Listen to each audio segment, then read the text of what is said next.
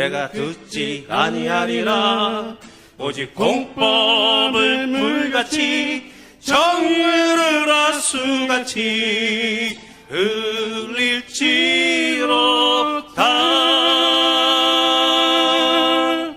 아멘.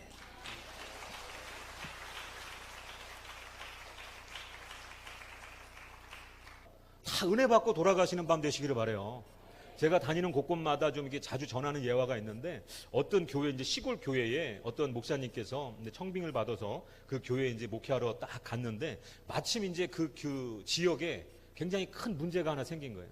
그 문제가 뭐냐니까, 농사 짓는 마을에 비가 오지 않은 지가 수개월이 되다 보니까 이 농장분들이 이게 비가 와야만 이게 뭔가 이렇게 수확을 할 수 있게끔 이 열매가 되는데, 이게 비가 안 오니까 다 말라가고 있는 거예요. 그러니까 수돗물 뿌리고 어느 정도 이렇게 뭐 물 이렇게 펌프로 해가지고 하는 데는 한계가 이제 이른 거예요. 그러다 보니까 목사님 이제 새로 오신 지 이제 몇 달 됐는데, 지나가다가 성도가 그 성도도 이제 교회 나온 지 얼마 안 됐나 보죠.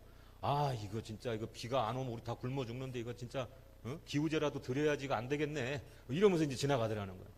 근데 목사님이 그 이야기를 들으면서, 아, 그렇지. 우주 만물을 창조하신 하나님 앞에 우리가 비를 내려달라고 모여서 함께 예배하면서 기도하면 되지. 뭘 우리가 그냥 비가 언제 올까 고민만 하고 있으면 되겠나? 그래서 목사님께서 이제 선포를 한 거예요. 하나님께 우리가 비를 내려달라고 함께 모여서 기도하겠습니다. 몇 날 며칠 몇 시에 다들 모여서 우리 예배하겠습니다. 특별히 우리가 비를 내려달라고, 우리 이 문제를 해결해달라고 우리가 같이 하나님 앞에 예배하겠습니다. 광고를 하고 그날이 된 거예요. 그래가지고 이제 어차피 이제 일을 할래도 비가 안 오면 일을 할 수가 없잖아요. 그러니까 이제 성도님들이 평일인데도 다 이제 예쁘게 이제 주일날 입는 한 벌뿐이 없는 그 정장 다 입으시고 와가지고 이제 예배를 드리는 거예요. 이제 오늘 이제 우리 장로님 특송하신 것처럼 막 또 찬양에 달란트가 있는 분들은 찬양으로 또 하나님께 비에 관련돼서 성령의 비가 내리네 막 비에 대한 찬양도 하고, 또 목사님도 이제 이렇게 막 엘리사 막 이런 설교하면서 불을 내려 주시옵소서 하듯이 그냥 비를 내려 주시옵소서 하면서 설교를 하고 막 하는데, 정말 놀랍게도 여러분, 축도를 끝나고 나서 이제 성도들이 이제 밖을 딱 보는데 문이 열렸는데 그때 비가 막 오더라는 거예요. 여러분, 이게 실제로 있었던 이야기잖아요. 그러니까 하나님 얼마나 놀라운 은혜의 하나님인지 몰라요. 비를 달라고 그렇게 기도하면 되는 거였는데 계속해서 원망하고 그냥 언제 비가 오나 이거 모종 다 시들고 어떻게 하나 근심만 갖고 있었던 거예요. 근데 여기서 또 끝나는 것이 아니라 어떤 문제가 생겼냐면은, 우리 이제 시골에 이제 우리 농촌에 사시는 우리 성도님들이 딸내미가 사준 정장 한 벌 있는 거 입고 온 거야. 그러다 보니까 빨리 뛰어가가지고 어떻게 해야 돼? 막 이제 비가 오니까 비를 맞이해서 막 일들을 하고 이제 막 걷어내고 해야 되는데, 어떡하나만 하고 있는 거야. 아이고, 이거 어떡하나, 이거. 왜 어떡하나요? 비가 와서 어떡하나, 이거. 아니, 몇 달째 비를 못 봤으니까 당연히 다 가물어져 있고 하다 보니까, 비 올 거에 대해서 준비를 아무도 안 했네. 그러니까 비가 안 와서 걱정이었던 사람이 이제 비를 내려주니까 어떡해요?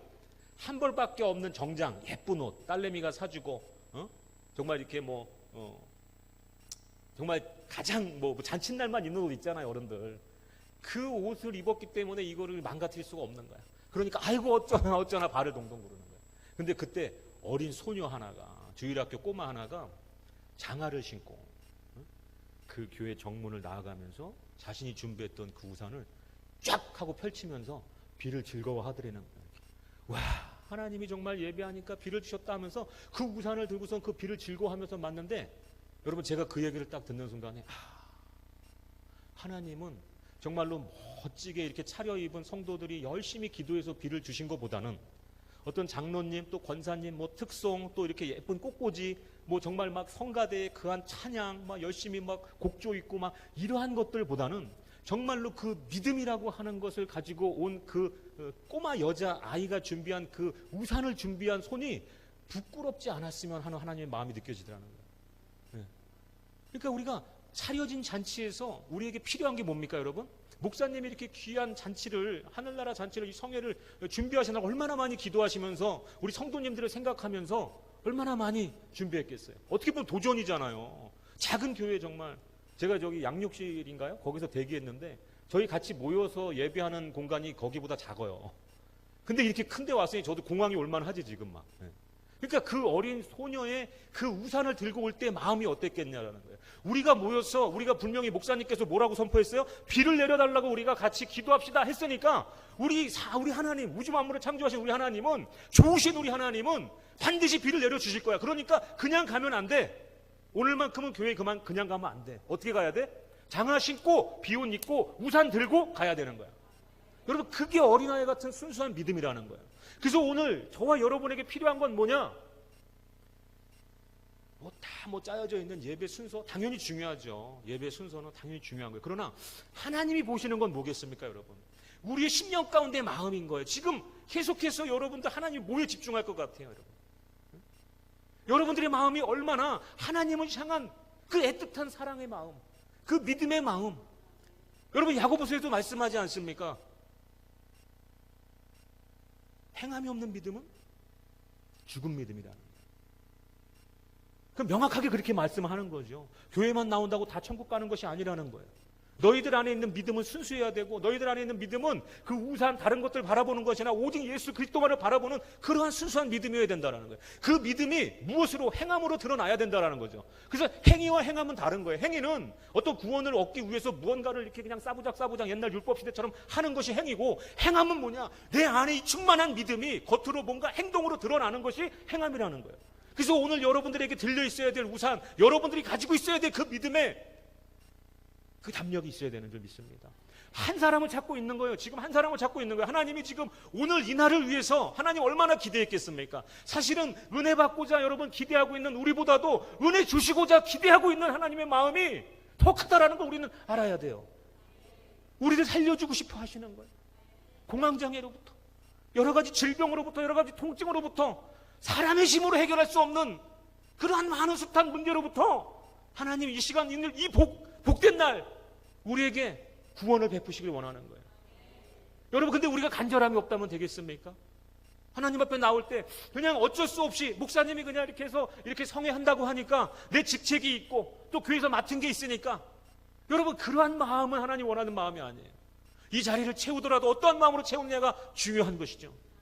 그래서 저는 오늘 여러분들이 그 마음이 준비가 되지 않았다면 지금 이 순간이라도 그 마음을 준비해서 하나님 오늘 이 성회의 주인공이 내가 되게 하여 주시옵소서. 물론 우리가 다 같이 은혜 받고 다 같이 천국 가야 되겠지만, 그래도 하나님, 제가 지금 가지고 있는 이 문제는 하나님이 돌보아 주시지 않으면 도저히 살아갈 힘이 없다. 왜? 교회 나와서 우리는 때로 멀쩡한 척을 해야 되거든요. 교회 나와서 아무렇지 않은 척을 해야 되고, 가정이 평안한 척을 해야 되고, 저 집사님한테 얘기해봐야 괜히 말이 커지면 또 괜히 목사님 걱정하실 거고, 그러니까 집에서 부부싸움 했어도 잠깐 동안 예배 드리는 동안에는 집에 문제가 없는 척을 할 때가 있다라는 거예요. 그러나 집회에 나와서, 하나님 앞에 나와서 그런 가면을 쓰고 있으면 안 되는 줄 믿습니다. 하나님 앞에 그 가면을 벗어 던질 때 하나님이 우리 10년 가운데 오셔서 우리를 위로하시는 줄 믿습니다. 오늘은 그러한 솔직한 밤이 되어야만 되는 거예요. 어린아이와 같이. 그래서 여러분들, 정말 이 지극히 작은 소자, 저같이 작은 교회 목사님 이렇게 불러주시니 얼마나 감사합니까? 그 하나님 얼마나 기뻐하시겠냐라는 거예요. 근데 그 목사님의 뜻을 순종하는 마음으로 이렇게 평일날 이 좋은 시간에 나와서 같이 이 자리에 있다는 것이 얼마나 귀하냐라는 것이. 그러니까 하나님은 얼마나 기쁘시고 얼마나 큰 복을 내려주시길 원하고 계시겠습니까? 그 복을 저와 여러분 받아 누리는 오늘 이 밤 되시기를 주님은 축원합니다. 그래서 성경 말씀에도 여러분 마태복음 18장 3절에 너희가 돌이켜 어린아이들과 같이 되지 아니하면 결단코 천국에 들어가지 못하리라 말씀하는 거예요. 그래서 우리는 연세가 지긋하시던 아니면 청년이던 우리가 어린아이 같은 마음을 사모해야 될 줄 믿습니다. 이 어린아이들에게 우리가 배워야 될 것 중에 여러 가지 자신을 낮추는 겸손함도 있겠고 그 순수함도 있겠지만, 오늘 제가 좀 강조하고 싶은 건 뭐냐면, 오늘 이 본문이 그렇잖아요. 오늘 제목이 조건 없는 사랑이라고 제가 잡아봤는데, 여러분, 우리를 사랑하는 사람은 우리가 사랑하고 우리를 선대하는 사람을 선대한다면 우리에게 어떤 상이 있겠냐고 성경은 말씀하고 있는 거예요.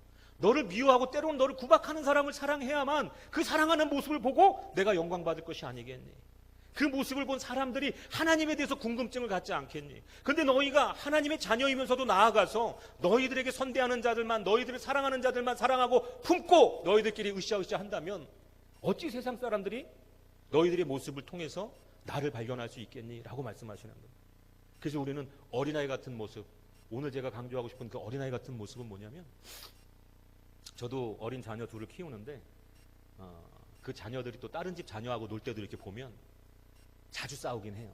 아이들이다 보니까 뭐 이거 뺏고 뭐 내 건데 네 건데 해요. 그러다가 어른이 중재하고 다시 이렇게 좀 화목하게 조금만 이렇게 해서 다독여주면 어른이 이렇게 딴 데 보다가 딱 보면 순식간에 또 친해져 있는 거예요. 허물 없이. 언제 우리가 다퉜고 언제 이걸 가지고 네 거 내 거 했냐는 했냐는 그러한 것처럼 서로가 서로 나누고 서로 또 같이 사용하고 또 막 서로 그냥 싸웠던 적이 한 번도 없는 사람인 것처럼 잘 논다라는 거예요. 여러분, 이러한 어린이들의 특징, 이게 굉장히 귀한 거거든요. 근데 우리 어른들은 어떻습니까? 여러분, 교회 안에서도요, 절대 그러한 일들이 있으면 안 되는데, 뭔가 누군가를 바라볼 때 껄끄러운 마음이 자꾸 있고, 괜히 저 사람을 불편하고 저 옆에 가고 싶지 않고, 그러다 보니까 그걸 눈치챈 사람은 상처를 받고, 교회 안에서 우리가 사랑이 실천되지 않는데 더 나아가서 우리가 선교하며 이 지역을 위해서 사랑을 베풀어야 될 사람들이 이 안에서, 교회 안에서 하나가 되지 않으면 안 되잖아요. 그죠? 그래서 오늘 이 사랑, 이 조건 없는 사랑은 여러분, 우리가 더 큰 사랑을 나누기 위해서 오늘 이 자리 가운데 이 교회 안에서 내가 껄끄러웠던 마음들을 좀 더 회복하는 시간이 되었으면 좋겠습니다. 하나님이 그렇게 일하실 줄 믿습니다. 하나님이 그렇게 저와 여러분에게 정말 그 하나님의 넘치는 사랑으로 오늘 그 희락과 사랑과 그 축복과 은혜가 넘치는 밤을 우리에게 허락하셔서 우리가 내가 그렇게 조금 단절된 시선으로 바라보던 그러한 사람들이 있다면 이제는 정말 서스럼 없이 다가가서 우리가 같이 안아줄 수 있고 좀 할 수 있는 그 어린아이 같은 마음이 회복되어져서 하나님 보시기에 정말 형제가 동거하며 어찌 그리 선하고 아름다운 거 하시는 말씀처럼 합력하여 선을 이루는 그런 놀라운 신강교회가 되시기를 주님으로 축원합니다. 그래서 우리 어린아이들이 참 잘 싸우기도 하지만 금방 이렇게 다시 화목해지는 걸 보면서 반성을 제가 좀 많이 해요. 우리 어른들도 이래야 된다. 하나님이 화해해 하면은 그냥 순간적으로 그냥 화해할 수 있고, 내가 이제 저 집사님이 좀 이렇게 해서 좀 서운해요, 미워요, 이거 사람한테 가서 다른 집사님한테 가서 얘기할 게 아니라 하나님 앞에 나와서 울면서 기도했는데 하나님이 그래도 내가 너 사랑하니까 그 사랑으로 이겨내 하면 언제 그랬냐는 듯이 아멘 감사합니다 하고 가서 다시 그 사랑을 베풀 수 있는 그러한 우리들이 됐으면 좋겠어요. 여러분, 그 존 비비어 목사님이 쓰신 책을 제가 전도사 때 좀 즐겨 읽던 책들이 있어요. 그분이 이제 책을 좀 많이 내셨는데 그 책에 보니까 제가 그 당시에는 좀 이해가 안 가는 내용이었는데 어떤 내용이 있었냐면은 그 존 비비어 목사님이라는 분이 그 목회하시는 그 목회 현장에 어떤 청년 하나가 기도를 깊이 하다가 입신이 들어갔다는 거예요.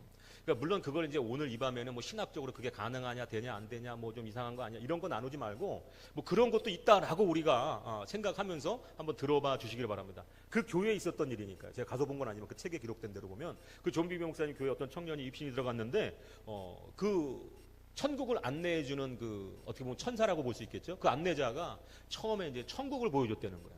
그래서 이제 천국에 올라갔더니 우리가 상상할 수도 없는 그 아름다움과 정말 거기서 있는 사람들의 그 어떤 형용할 수 없는 그 광채와 막 이런 것들에 감탄이 된 거예요. 근데 이 청년이 그곳에서 그러한 천국을 경험하는 동안에도 궁금했던 게 하나 있는데 그게 뭐였냐면 우리 교회 열심히 섬기던 권사님 한 분이 얼마 전에 소천하셔서 하늘나라 갔는데 만나봐야 되겠다.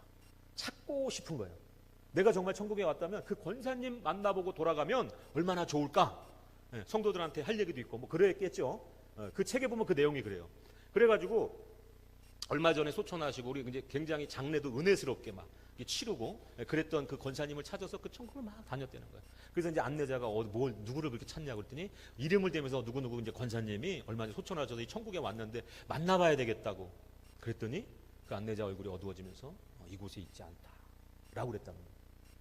그러니까 이게 그때부터 저는 이 책을 읽으면서 이게 뭐야 좀 이게 신학적이지 않나 뭐 좀 이상한 책인가? 이 목사님이 존 비비 목사님이 책도 많이 내고 이름도 있는데 왜 그러지? 뭐 이러면서 이제 의심이 나서 봤어요. 그랬더니 이 안내자가 천국을 다 보여주고 난 다음에 가이드처럼 지옥을 데려가 가지고 이제 지옥을 보여주더라는 거예요. 근데 거기서는 정말 너무나 참혹한 광경이기 때문에 눈을 뜨고 바라볼 수가 없는데 그 광경을 피하려고 해도 이게 피해지지 않고 봐지더라는 거예요. 근데 그 가운데 그 지옥 불못 가운데 그 권사님이 계시더라는 거예요. 그래서 이걸 보면서 너무 소스라치게 놀래가지고 이 이유를 알 수가 없는 거예요. 왜냐하면 교회에서 그만큼 헌신한 분이 없었고, 그만큼 헌금한 분이 없었고, 그만큼 주의를 범하지 않고 목사님을 잘 섬기던 분이 없었다는 거예요. 그러니까 이 사건, 지금 내가 일어나고 있는 이거에 대해서 믿을 수가 없는 거예요. 그래서 안내자에게 이렇게 물어봤대요. 도대체 우리 권사님이 천국에 있지 않고 이곳에 있는 이유가 뭐냐고 알려달라고 했더니 그 안내자가 그러더랍니다. 존비명 목사님 책에 보면, 저 누구누구 권사님은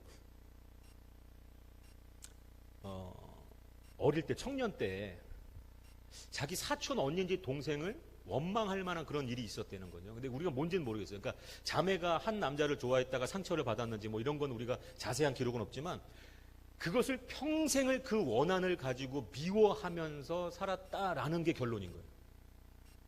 그래서 제가 그걸 보면서 그랬을 수가 있나? 이거는 물론 이제 이분의 낸 책이고 이게 성경이 아니고 이거는 뭐 신학적으로 우리가 들여다볼 부분은 아니다 생각을 하면서 그냥 넘겼어요. 넘겼는데 그러다 어느 날 제가 성경 한 구절을 발견했는데, 어떤 구절이었냐면은 마태복음 18장 21절부터 그 밑으로 하단으로 계속해서 나오는 이야기가 뭐냐면은, 베드로가 예수님한테 이렇게 여쭤봅니다. 나와 이르되 주여, 형제가 내게 죄를 범하면 몇 번이나 용서하여 주리까? 7번까지 하오리까 하니까 7번 하오리까 할 때는 자, 베드로입니다. 예수님 대단하죠. 7번 정도 용서할 준비가 되어 있습니다. 막 이런 허세라고 볼 수가 있어요. 근데 예수님께서 뭐라고 말씀하십니까? 예수께서 이르시되 내게 이르노니 7번뿐 아니라 7번을 70번까지라도 할지니라 라고 말씀하는 거예요. 그거는 뭐 77에 뭐 49, 뭐 490번 이런 숫자가 아니고 끝까지 완전히 용서해야만 한다라고 예수님이 말씀하시는 거예요. 그리고 나서 그 밑에 보니까 예수님께서 예를 들어갖고 용서하지 않은 종에 대한 비유가 나오는데, 여러분 제가 설명하자 너무 잘 알잖아요. 10,000달란트를 빚진 그 종을 데려다가 주인이 다 갚으라고 호통을 치니까 어떻게 해요? 뭐 네 자식도 팔고 아내도 팔고 해서 다 갚아라 했더니, 제발 내가 갚겠나이다 용서하여 주시옵소서 막 싹싹 피니까 그게 이제 안 돼 보이는 거예요. 선한 주인이. 그래서 어떻게 해요? 그 10,000달란트를 탕감해 주잖아요.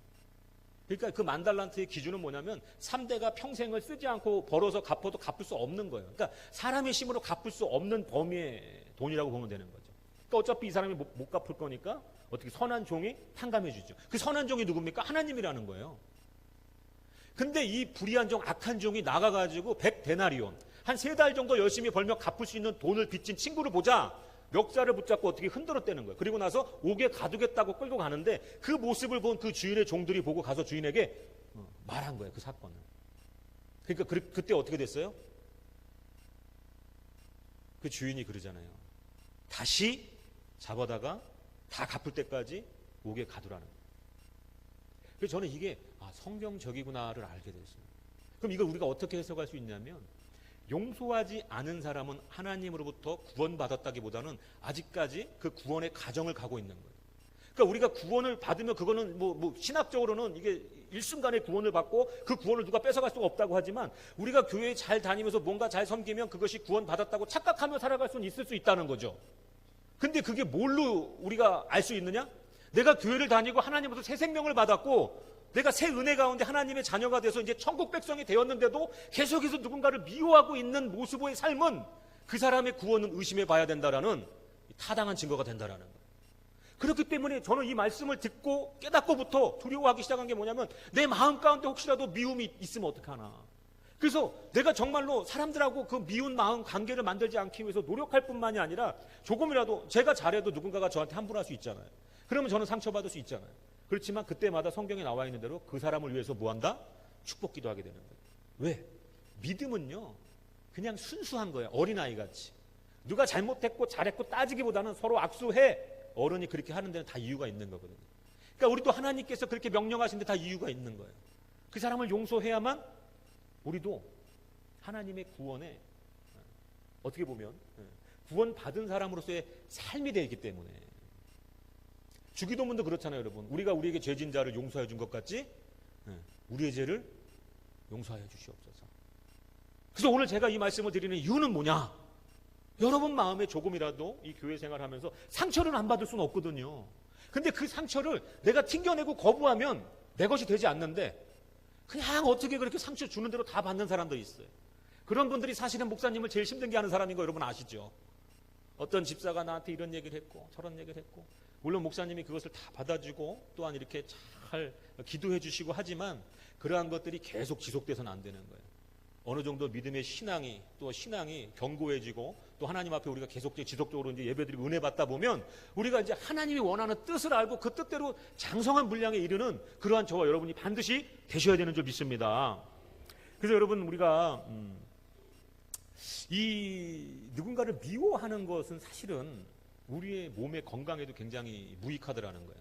제가 사실은 이제 치유 사역을 하나님이 은혜 주셔서 목사 되고 이제 전도사 되면서부터 지속적으로 이제 아픈 사람들을 가까이 하게 하시고 또 아픈 사람을 기도해 주면서 이제 병 낫는 일들을 계속 경험하게 하시면서 주변에 이제 아프셔서 소문 듣고 오시는 분들이 간혹 있다라는 거예요. 저희 교인이 아닌데도. 근데 그러한 분들 중에 뭐 디스크 환자가 갑자기 기도받고 정말 기적적으로 치유가 되고 뭐 이런 기적 같은 하나님의 놀라운 일들이 나타나요.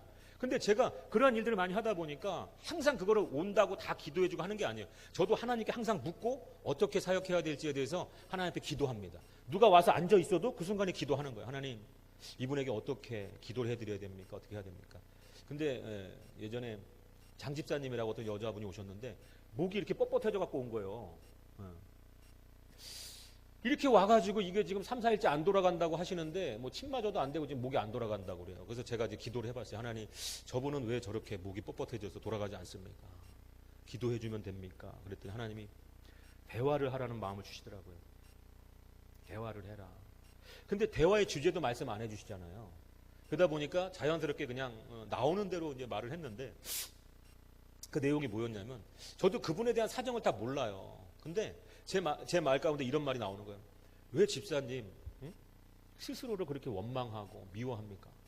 남을 미워하는 게 아니라 자기 자신을 왜 이렇게 미워하고 원망하고 자꾸 왜 남하고 비교하고 그 사람보다 못난 사람이라고 생각하고 하나님이 집사님을 얼마나 사랑하셔서 아들 예수 그리스도가 십자가에 못 박아가면서까지 당신의 생명이 귀해서 그렇게 구원하시고 그렇게 사랑하셔서 지금까지 살아오게 하셨는데 왜 그렇게 자기를 그렇게 스스로를 못난이라고 생각하고 나는 막 버림받았다라는 그러한 마음 가운데 갇혀 계시냐고 막 그냥 이런 얘기를 했어요. 그랬더니 이분이 막 우시는 거야. 눈물이 막 뚝뚝 떨어져 갖고 아까처럼 막 이렇게 휴지를 들여가지고 막 이렇게 닦게 만들었어요.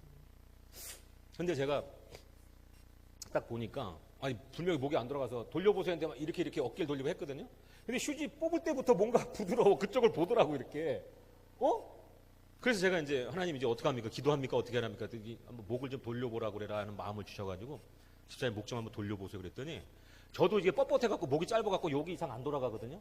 근데 그분은 90도 이상 돌아가 버리더라고 이렇게. 안 아파요? 그때 안 아프다는 거예요. 여러분 이거는 지극히 빙산의 일각이죠. 제가 이제 치유하면서 경험했던 여러 가지 일들을 보면요. 모두는 100%는 아닙니다. 100%는 아니지만 거의 많은 경우의 수가 누군가를 원망하고 불평하고 누군가에 대해서 계속해서 미워하는 마음을 갖고 있을 때 몸이 아파지기 시작하고 굳어지기 시작하고 특별히 근육이 굳어지는 병 굉장한 병이에요. 우리 혈관이 딱딱해지는 병 아주 안 좋은 병이라는 거예요. 우리 마음이 굳어질 때 우리 육체가 굳어지고 마음이 굳어지는 거예요. 그렇기 때문에 여러분 누군가를 미워하는 거는 나에게도 덕이 되지 않습니다. 그렇기 때문에 그럼 우리는 어떻게 이제 사랑해야 될까? 원수도 사랑하라고 했는데 그게 과연 가능할까? 여러분 한번 생각해 보세요. 여러분 원수 있으세요? 원수? 생각하면 딱 원수하면 떠오르는 어떤 누구 인물이 있어요? 여기 참 용서하기 힘든 최근에 받은 상처일 수도 있고 어린 시절 트라우마일 수도 있고 누군가는 그게 아버지일 수도 있을 거예요. 누군가는 정말 형제자매일 수도 있겠고 누군가는 사촌일 수도 있어요. 제가 이러한 상담들을 많이 하면서 하다 보니까 굉장히 다양한 사람들을 우리가 원망하면서 미워하면서 살더라고요. 근데 그분들도 다 권사님이고요. 그분들도 다 집사님이고. 그래서 왜냐하면 이 치유 사역을 하다 보면은 이게 기도하면 좀 그 기도가 좀 확 들어가가지고 좀 몸이 뭔가 좀 나아지고 뭔가 자꾸 돼야 되는데 그게 안 되는 분들 위주로 이제 상담을 하면서 좀 더 깊게 들어가다 보면은 그 안에 반드시 존재하는 게 뭐냐면 원망과 불평이고 시기고 질투고 미움인 거예요. 그런 게 분명히 있어요. 여러분들한테 지금 제가 대답을 요구하는 건 아니에요. 손들라고 할 것도 아니고요. 근데 이 시간을 통해서 내가 뭔가 목사님이 지금 저렇게 원수라고 하는 단어를 딱 입 밖에 꺼내는데 뭔가 찜찜한 부분이 있다면 여러분 오늘 해결받으시기를 주 이름으로 축원합니다. 그걸 하나님께 내려놓으면 되는 거예요. 그러면 문제가 풀릴 것이고 그것을 내려놓고 하나님 앞에 긍휼한 마음을 달라고 기도하면 여러분, 우리가 생각지도 않은 문제들, 경제적인 문제부터 여러분들의 질병의 문제, 뭐 아프고 쓰시는 것까지 여러분 개운해지는 놀라운 은혜를 경험할 수 있습니다. 믿으시기 바랍니다. 여러분, 그거를 왜냐하면 영적으로 그 흑암의 권세가 우리를 묶고 있는 거예요. 미워하는 마음을 통해서 하나님의 자녀지만 하나님의 자녀답게 살지 못하도록. 근데 우리가 그럴 이유가 뭐가 있습니까? 끙끙댈 필요 없어요. 그 사람은 어차피 두 다리 쭉 뻗고 자고 있거든요. 안 그렇겠어요? 나만 그냥 갇혀 있는 거야. 그러면 우리가 그 사람이 준 상처라고도 볼 수 있지만 뭐예요? 결과적으로 그 사람을 통해서 하나님으로부터 멀게 만드는 사단의 계획인 것을 믿으시기 바랍니다. 요나 있잖아요, 선지자. 요나 얼마나 불쌍해요.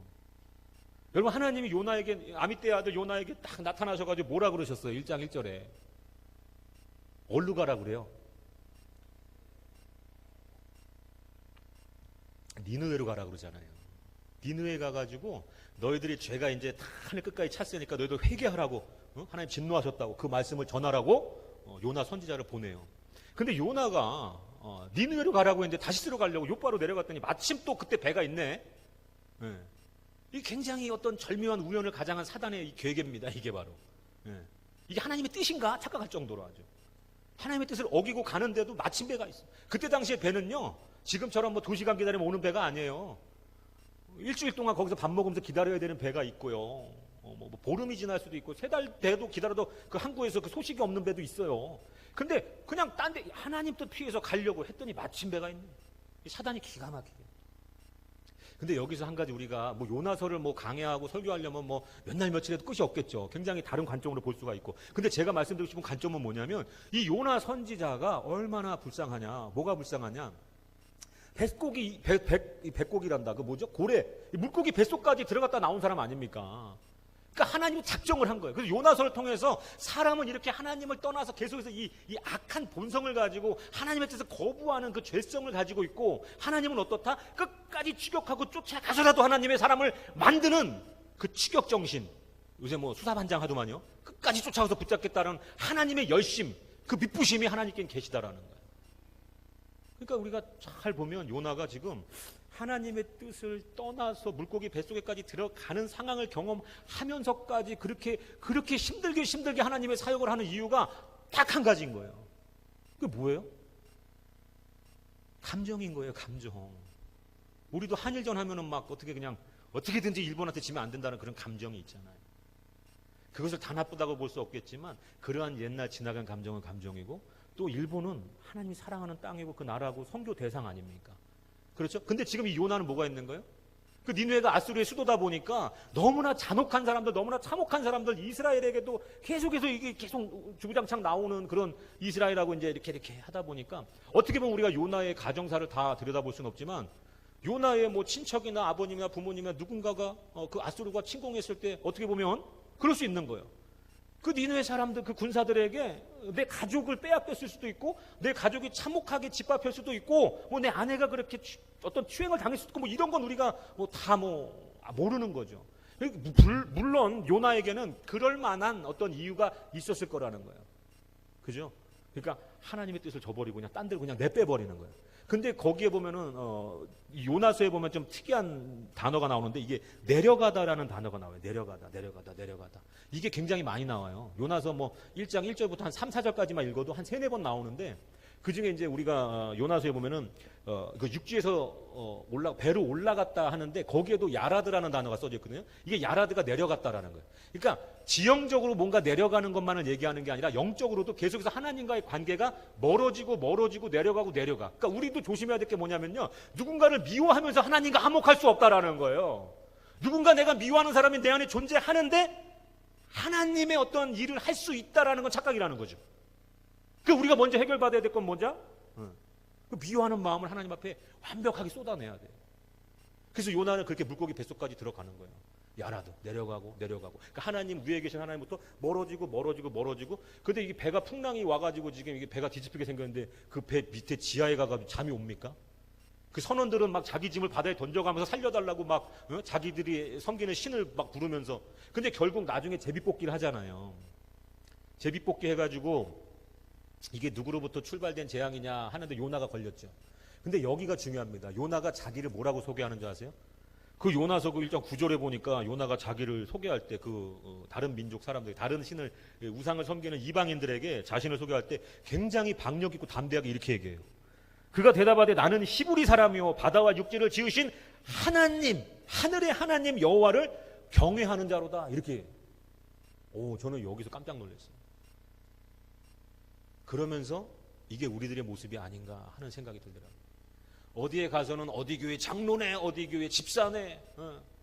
나는 하나님의 사람, 하나님께 기도하는 사람, 예배를 충실하게 지키는 사람. 근데도 어떠한 일이 있어서는 하나님 앞에서 그 감정의 문제를 해결받지 못해가지고 하나님의 뜻에 정반대로 살아가고 있는 사람일 수도 있는 거예요. 그것 때문에 계속해서 우리 집안이 막 풍요가, 그냥 풍요가 아니라 이게 뭐죠? 풍랑이 일고 여러 가지 그냥 안 좋은 일들이 자꾸 생기는데도, 근데도 나 하나님 열심히 믿는데 왜 이러지 하면서 나는 하나님의 사람인데 이렇게 헌금도 했고 이렇게 주일 성수도 잘하는데 왜 자꾸 이렇게 그냥 풍파가 생기나? 그러면 돌아봐야 되는 거예요. 요나와 같이 내가 하나님이 사랑하는 누군가를 내 감정 때문에 그것을, 이 육신의 감정도 우상이거든요. 그러니까 그것을 하나님 앞에 내려놓지 못하고 끝까지 마음속에 누군가를 미워하고 있다면은 그게 여러분 우리들이 힘든 일을 겪고 있는 원인일 수도 있다라는 거예요. 그래서 오늘 저는 그것을 여러분 돌이켜서 용서하는 정도가 아니라 오늘 예수 그리스도 이름으로 사랑하고 축복할 수 있는 저와 여러분이 되었으면 좋겠습니다. 그러면 여러분 우리가 얼마나 하나님 앞에 큰 은혜를 받고 큰 축복을 받을지 우리 상상할 수가 없는 거예요. 여러분 제가 예전에 이제 그 금천구에서 목회를 한 6년 정도 했는데 거기서 목회할 때 어떤 장로님 한 분이 이제 교회에 오셨어요. 근데 참 신기한 게 3개월 전에도 한번 오셨다가 그냥 식사도 안 하고 가신 장로님, 권사님 부부더라고요. 근데 그분이 이제 저희 교회 3개월 만에 다시 오셨는데 나중에 내막을 알고 보니까 3개월 동안 매주 다른 교회를 다니면서 어떤 교회를 이제 다닐까 하고 골랐다는 거죠. 3개월이라고 했나? 하여튼 몇 개월이라고 했나? 그런데 그 중에서 그나마 또 감사하게 저희 교회를 선택하신 거죠. 본인 말로는 그래요. 그 전에 와서 이제 설교를 이제 두 번째로 와서 듣는데 막 등에 막 땀이 나면서 하나님의 막 강한 사인이 있었다고 막 이제 그런 말씀을 하시는데, 근데 알고 보니까 위암이 말기더라고요. 그러니까 이게 신머리가 완전 백발이신 이 장로님하고 권사님이 이제 오셨는데, 오셔서 이 위암 말기인데도 이제 식사도 잘 하시고 저희 어머님이 담근 김치가 맛있다고 그냥 김치에다 밥을 막 잘 드시더라고요. 근데 이제 안타까운 거는 중간에 이제 또 그렇게 하나님이 있으라고 했다고 했으면서 제 설교 어느 부분을 또 이제 왜냐면 이제 기독교 백화점도 하시고 또 그분 아드님이 목사님이에요 또.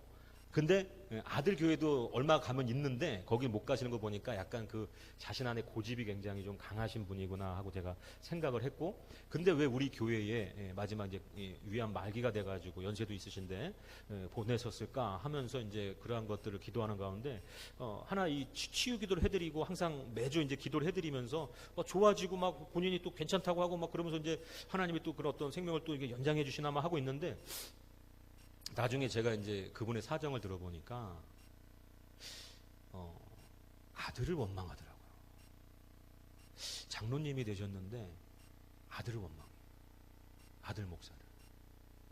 그래서 이게 참 큰일이다 했는데 이제 뭐 이제 좀 제가 이걸 어떻게 제가 해결할 수는 없죠. 그냥 어떤 상담을 통해서 하나님 앞에 이 문제를 좀 해결받게끔 그래야 천국 갈 텐데. 근데 이분이 나중에 저희 교회를 떠나서 한 3개월간 또 안 나오시더라고요. 뭔가 이제 뭐 설교가 뭐 이렇다고. 그래서 이제 권사님만 나오셨는데 나중에 이제 정말로 너무너무 이제 3개월 동안 안 나오는 동안 저희 나올 때만 해도 막 밥을 퍼드시면서 김치에다 막 슥슥 드셨는데 나중에 이제 막 피똥을 이렇게 배설이 된다고 그러는 거예요. 그러면서 이제 살고 싶다고 하면서 이제 나오셨는데 제가 직감적으로 깨달았어요. 이분은 살고 죽고의 문제가 아니라 천국 가려면 원망하는 마음을 하나님 앞에 내려놓지 않으면 큰일 났는데 어떡하나. 근데 결과적으로 이제 호스피 병동으로 갔어요. 근데 그 전에도 제가 말씀드렸거든요. 아드님 목사님인데 왜 원망하시냐. 그랬더니 나중에 그 사연을 알아보니까 아들이 노총각이다가 이제 결혼을 했는데 목사가 돼야 되니까 또 안수받기 위해서 결혼을 했는데 자기보다 굉장히 많은 나이수의 연상의 여인임에도 불구하고 그 여인이 또 다 큰 장성한 중고등학생 애들이 또 있는 거예요. 그러니까 나는 물론 금이야 오기야 애지중지 키워서 목사 만들었는데 이거 왜 그냥 죄송합니다. 본인이 생각할 때는 그냥 애들까지 장성한 애가 둘이나 있는데 쌩 가부한테 내 아들을 뺏겼다라고 말씀하셔요. 아, 이거구나. 왜 그거구나 하고 깨닫고 제가 그거를 계속해서 기도했냐면 호스피스 병동에 갔는데도 이게 돌아가시질 않고 계속해서 힘드시고 아프신 거예요. 그러니까 하나님은 기다리시는 거예요. 요나를 기다려 주시듯이. 왜냐하면 천국으로 데리고 가야 되는데 헌신도 했고 교회 다니면서 얼마나 또 그 기독교 백화점 하고 그 번 돈 가지고 본인이 또 이렇게 교회에다가 엄청 많이 하셨더라고 또. 근데 그걸 굳이 얘기하는 건 안 좋은 거지만 하여튼 그런 얘기 하시고 막 한 거 보니까 열심히는 하셨는데 마지막에 걸려 있는 게 뭐냐? 이 며느리 문제 때문에 그 아들 부부를 원망하고 있는. 근데 이분이 제가 이제 예배 끝나면 가서 또 기도해 드리려고 방문하고 하면은 이미 이제 위에는 음식물이 들어갈 수 없는 지경이 됐어요. 근데 짜장면을 시키는 거예요. 왜 시키는지 아세요? 씹다 뱉으려고. 사람의 식욕이라고 하는 거 있잖아요. 이제 하나님이 부르셔서 사인을 주고 너 이제 내게로 와야 된다라고 하셔도 그 사람이 가지고 있는 그 사람의 그런 욕망. 짜장면을 시켜서 그게 하나도 들어가면 안 돼요. 찌꺼기도. 꼭꼭 씹어서 뱉고 꼭꼭 씹어서 뱉고. 왜? 이거를 드시지 못하는데 이렇게 드세요. 장로님 그랬더니 그 향이 그립되는 거예요. 짜장면 향. 너무 먹고 싶다는 거예요. 여러분 근데 이해는 가죠. 몇 날 며칠 몇 달 동안을 계속해서 주사 맞으면서 그거 연명식 그것만 이제 하니까 그 위에서는 이미 음식물을 받아들일 수가 없고 그러니까 짜장면이 살아있는 동안 이 생각이 얼마나 간절하겠어요. 그러니까 그렇게 짜장면을 시켜서 하고 또 어느 나라 가보면 냉면을 또 시켜가지고 또 이렇게 하고 어쩔 때는 전복죽을 그 비싼 음식들을 뱉고 씹고 씹다가 뱉는 거예요. 그걸 보면서 사람이 이렇구나. 그러면서 다시 또 제가 요나서를 떠올리게 되는 거예요. 하나님이 요나를 붙잡으려고 그러잖아요. 그 박넝쿨을 예비하셨다가 그 벌레가 갉아먹어가지고 그 요나가 물고기 뱃속에 갔다 와도 정신을 못 차리는 거 아닙니까? 그게 그 손바닥만한 박넝쿨이 자기 그 머리 뜨거운 부위를 가려줬었는데 그게 없어지니까 그걸 원망을 하는 거예요. 그러니까 하나님이 말씀하시잖아요. 저 니느웨 좌우분간 못하는 12만 명의 사람과 그 가축도 수도 없는데 내가 저들을 사랑하는 것이 잘못이냐 하고 그냥 끝나버리죠. 요나에게 더 이상의 말을 안 해요. 사람이 그런 거예요. 우리도 그래서 맨날 목사님들 항상 요나 설교하다 보면 요나 거꾸로 해보세요. 그러면 나요. 그러면 맞아요. 여러분입니다. 그 장로님이 너무 그거를 용서를 못 하시는 거예요. 하나님 이제 부르셔서 그 호스피스 병동에서 계속해서 막 끙끙대고 있는데도 용서를 못 하시더라고요. 했다라고 거짓말은 몇 번 했는데 권사님한테 들어보니까 또 왔을 때 또 막 언성을 높여갖고 또 싸우고서는 그냥 아들이 확 가버렸다고. 여러분 인생이요 참 그렇습니다. 마지막 때 삼킬 수도 없는 음식을 씹는 게 사람입니다. 요나가 그 박넝쿨 있었던 거 고마워했다가 없어지니까 원망하는 게 그게 인생인 거예요.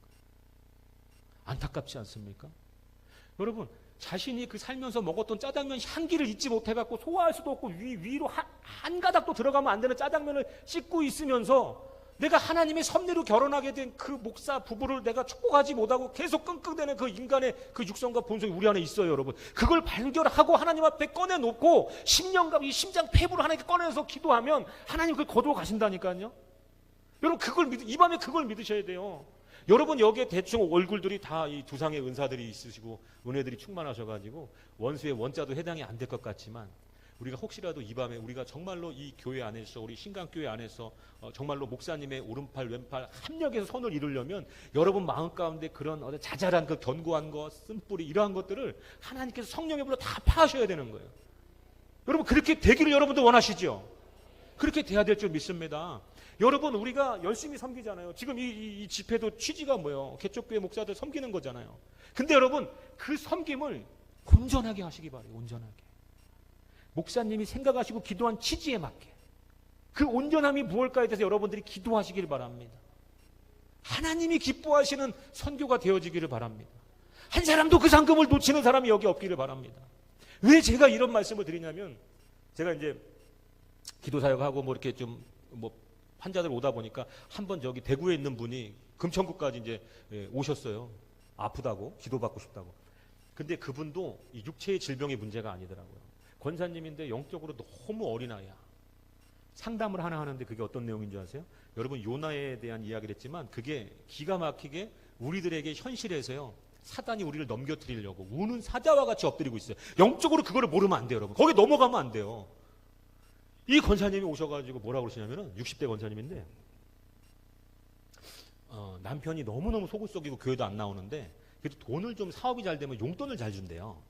그래가지고 그날도 이제 막 남편이 좀 이렇게 좀 바람도 피고 막 그러나 봐. 근데 이제 어느 날 좀 당신이 그 예수님인지 뭐 성령님인지 그 양반한테 기도를 많이 해서 그런지 사업이 좀 잘 되네 하면서 이제 봉투에다 300만 원을 이렇게 딱 해가지고 그냥 아무데나 당신 쓰고 싶은 데 쓰라고 하면서 이렇게 줬대는 거예요. 생활비 아니고 별도로.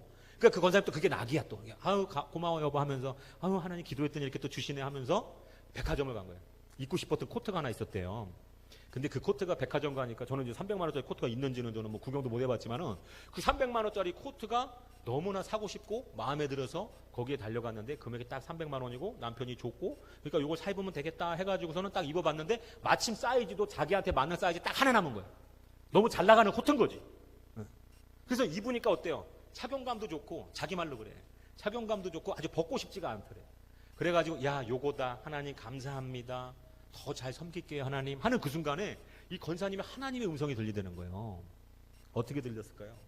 저한테 그러더라고요. 하나님이 너희 교회에 박 누구누구 집사님 알지? 그러더니 어머나 이게 어떻게 된 일이에요? 응? 교회 어려운 집사님 이름이 갑자기 하나님의 음성으로 그 하나님의 음성이 뭐 장권사야 야야야야야야 11조 왜 안 하고 있어서 이렇게 하나님 음성이 아니고 마음의 울림이 있어요.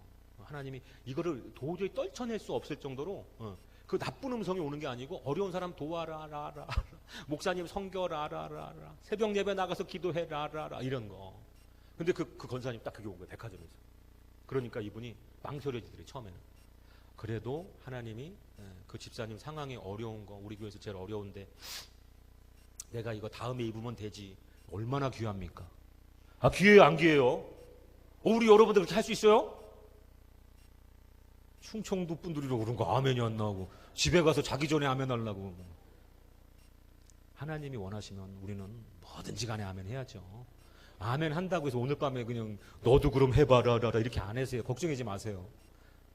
할 만한 분들한테만 하나님 그렇게 하시지 뭐 아무나 뭐 그냥 밑도 끝도 없이 그러지 않습니다. 근데 그분께서 이제 참 귀한 마음이에요. 그걸 벗고 너무 잘 맞지만 죄송합니다 하면서 이제 주고 신이 나서 이제 하나님 뜻대로 하려니까 처음에는 좀 뭔가 막 머뭇거려지고 이게 300만 언제 또 받을지 모르고 이 코트 너무 입고 싶은데 그래도 하나님 뜻을 하는 게 훨씬 낫지. 그래도 어려운 사람 구제하고 섬기고 이게 하나님 뜻이라면 내가 얼마나 더 큰 축복 받겠어. 그 마음에 또 신나가지고 300만 원 그대로 담아가지고 박 집사 집까지 찾아간 거예요. 그래서 박 집사님이 똑똑똑 어머 권사님 무슨 일이세요? 아버지가 이거 집사님 추래. 아멘. 우리 두 손도 아멘 할렐루야. 예. 박수. 예. 저도 거기까지는 박수를 쳐줘. 얼마나 귀해요. 근데 문제는 뭔지 아세요 여러분? 사단이 만만합니까? 거기서 그렇게 그 권사님은 하나님께 더 큰 축복, 갑절이 축복받고 30배, 60배, 100배의 축복을 받고 더 부해져서 그냥 밍크코트 막 몇 벌을 더 받았느니라 막 근도끼, 은도끼 같은 얘기가 안 나온다니까요. 초신자 때는 그렇죠. 저도 초신자 경험이 있지만 기도하는 것마다 100원 섬기면 1000원이 생기고 1000원 섬기면 10,000원 섬기고 10,000원 섬기면 10만 원, 100만 원이 섬기고 오토바이 사야 돼요 하는데 하나님 찾으시고 막 그런단 말이에요. 순종만 하면. 근데 이번에도 그걸 기대했는데 그 주에 그 박 집사님이 그 권사님이 딱 한 벌 남은 그 사이즈 코트 입었다가 벗어놓은 거를 입고 나타나는 거예요. 안녕하세요. 예. 하나님이 복 주셔가지고.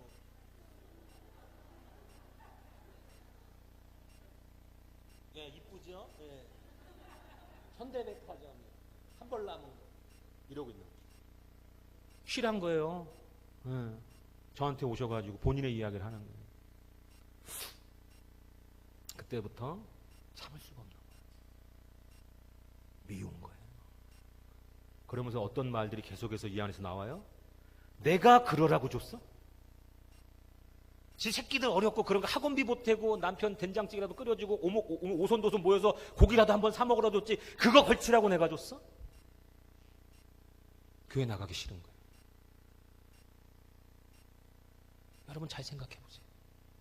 이거하고 똑같은 일로 여러분들이 해당 사항은 없을지 모르지만 내가 누군가 하나님이 처음에 좋은 마음을 주셔서 누군가를 섬기는데 그 사람이 그걸 몰라줄 때 뭔가 내가 한 만큼 뭔가 와야 된다라는 어떤 그런 마음. 그러니까 내가 이게 어디서 나오는 거예요? 성경에 나오잖아요, 여러분. 그 어리석은 그 한 부자 이야기 비유로 말씀하실 때, 내가 곡간이 적으니까 내가 곡간을 내가 내 영혼아, 내가 죽을 때까지 먹고 쓸 것을 쌓아두자. 내 영혼아 영혼도 자기 건 줄 알고 그 곡간 짓는 거 모두 다 자기. 그러니까 내가가 나오면 안 돼요, 여러분. 그 제가 이 귀한 집회를 하나님이 받으실 만한 집회로 여러분들이 그 마음을 드려야 되는. 제가 뭐 이런 얘기 다 하면 너무 길지만은 제가 이제 정말 어렵게 살았어요. 정말 결혼을 하는데 부부가 합방을 안 할 생각을 하고 결혼을 한다면 여러분 말이 됩니까? 살 곳이 없으니까. 집사람도 이제 결혼하기로는 했는데 그래서 그냥 엄마 집 계속 살고 나는 이제 전도사니까 교회 그 주방에 쪽방 조그만 데서 이제 한 사람 잘 수 있는 거기서 난 그냥 결혼하고 계속 지내면 좋겠다. 이제 이런 생각으로 결혼할 정도니까. 근데 결혼을 하고 나니까요, 뭔가 축의금 들어오고 뭐 하고 하다 보니까요, 500만 원이라는 돈이 생긴 거예요. 근데 전도사 때는 진짜 통장에 막 13만 원 있는 것도 막 다였고 그게 다였고 막 그랬었거든요. 물론 그 전에 제가 이상한 사업을 하다가 뭐 망한 것도 있고 하지만 그래서 하나님 은혜 받고 그래서 목사 된 거예요. 망해서 망한 것도 축복인 줄 믿습니다. 예, 그때 잘 됐었으면 지옥 갈 뻔했어요. 오히려 망해가지고 주여종 돼가지고 지금 이렇게 예수님 사랑받고 있죠. 근데 그때 이제 결혼을 하면은 사실은 이제 예비금이라는 게 필요하잖아요. 누가 병원 가야 될지도 모르고 막 이런 상황인데 하나님이 진짜 너무나 신기하게 진짜 사업할 때 말고 주여종 돼가지고 전도사 때부터 이렇게 하다가 이 100만 원 이 사이즈 규모의 500만 원이라고 하는 돈이 제 통장에 있는 게 이게 너무 이게 좋은 거예요. 결혼도 했겠다. 집사람이 갑자기 병원 가야 될 일이 생길 수도 있고 이제 앞으로 임신하면 또 뭔가 들어가고 하니까 하나님 너무 감사합니다 그러는데 저희 그때도 이런 집회를 했었어요. 이런 집회를 갖고 저희는 이제 무슨 찬양단 해갖고 몸 찬양하시는 우리 권사님들이 막 부채춤 추고 막 싹 돌고 막 이러면서 막 이게 하는데 그때 갑자기 제가 환상으로 보이는데 우리는 이 전광판 이 앞에 또 있었고 이렇게 중간중간 있었는데 그 옆에 이렇게 해서 500이라는 숫자가 이렇게 써 있는 거예요. 이게 뭐야 눈이 막 비비면서 막 뭐야 이게 500이 뭐지 막. 근데 이상하게 내가 300이란 영화를 볼 때 그 300 숫자 이거 헷갈렸나 영화를 끊어야 되나 막. 근데 집회 끝나고 기도하고 다시 이렇게 또 눈을 떴는데 거기서 또 500이라는 숫자가 자꾸 제가 기도했죠. 하나님 500이 뭡니까? 하나님 이 숫자가 뭡니까? 그랬더니 네 우상이다 그러는 거예요. 그러니까 이게 더 여러분도 벌써 깨닫고 그러시네. 저는 깨달음이 없어요. 그래가지고 이게 왜 500이라는 숫자가 왜 우상입니까? 내가 500을 써놓고 절하는 것도 아니고 집에다가 뭐 500을 뭐 대지피로 그려놓은 것도 아니고 왜 500이 우상입니까? 하나님 그랬더니 더 이제 하나님이 좀 딥하게 보이시더라고요. 통장의 잔고 안에 찍혀있는 이 500이라는 숫자를 다시 보여주더라고요. 그 순간 철렁하는 거예요. 이게 왜 우상이에요? 돈이 왜 우상이에요? 제가 그 돈을 섬겼습니까? 섬긴 적이 없어요. 그냥 있으니까 그냥 안도하는 거지. 근데 하나님이 우상이라고 하는 순간 깨달아진 게 뭐였냐면 주여종 되고 나서 그런 큰 돈 없이 그냥 10만 원 언저리로 살다가 500만 원 생기니까 여러분 결혼하고 난 사람의 그 가장으로서 이제 막 가장이 된 사람으로서의 마음이요. 500이 정말 우상이 되더라고요. 뭔가 쓰고 나가고 전기세가 나가고 하다가 489만 원 되잖아요. 조마조마해. 근데 어떠다가 누가 또 좀 뭔가 이렇게 섬겨주시고 해가지고 32만 원 이렇게 찍혀 있잖아요. 그럼 뭔가 안도가 돼. 이게 우상이잖아요. 500이라는 숫자에서 500 그 언저리에서 500만 원 이상 있으면 안도가 되고 500이 400단위가 앞에 4자가 붙으면 마음이 조마조마한 거예요. 그래도 하나 500만 원 있어야죠. 결혼했는데 이제 애도 나올지 모르는데 500만 원 있어야죠.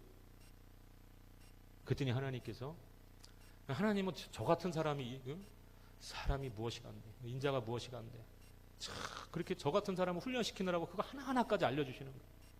그럼 하나님 이거 어떻게 합니까? 건축원금으로 그냥 다 500만 원 찾아갖고 드리려는 거예요. 그 집회하는 동안에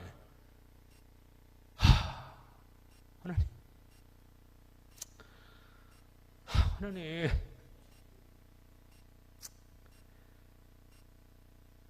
근데 이제 저도 이제 그 권사님처럼 그래 내가 하나님 앞에 회개하는 뜻이라도 이건 해야 되겠다. 어떻게 목숨 걸고 주의 길 가겠다고 자원하는 마음으로 내가 이제 하나님 가라는 길 가서 내가 전도사가 되고 이제 목사가 되고 이렇게 하는 과정에서 하나님 결혼도 시켜주셨는데 아무것도 없는 사람 결혼까지 시켜주셨는데 그 500만 원이 우상이 됐다면 하나님 당연히 깨야죠. 어떻게 깹니까? 그랬더니 건축원금 봉투에 넣어갖고 그냥 하라는 거예요. 그래서 제가 건축원금 봉투에 5만 원짜리 100장을 찾아가지고요. 두둑해도만요. 그렇게 해가지고 이제 그 헌금에다 넣었어요. 하나님 회개합니다.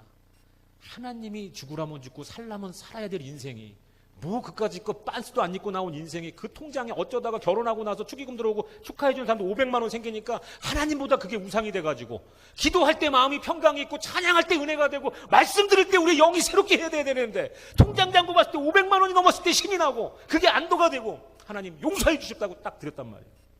그러면 이전에 앞전에 여러 가지 경험들이 미루어 보면 그러자마자 은혜가 오고 그러자마자 누가 막 서로 간에 섬겨준다 도와준다 고기 사주고 뭐 감동이 와서 뭐 전도사님 이거 드리래요 하면서 막 온라인으로 오고 막 이러거든요. 그때까지만 해도.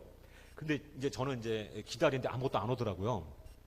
그런 경험은 많이 이제 끝났나 봐. 이제 단계가 높아져야 되는 단계인가 봐요. 그래서 이제 저는 월급만 기다렸는데 그때 이제 한 2년 3년 이제 전도사 때 30만 원 받았는데 결혼했다고 그래도 이제 80만 원을 주시더라고요. 그래서 이제 월급만 기다렸어요. 가스세 나가야지 뭐 아무것도 없으니까 돈이. 아니 겨울에 가스 없어 먹으면 어떻게 얼어 죽잖아요. 그래가지고 그 월급은 이제 기다리는데 저희는 계좌이체가 아니고 사모님이 콜을 해요. 불러요.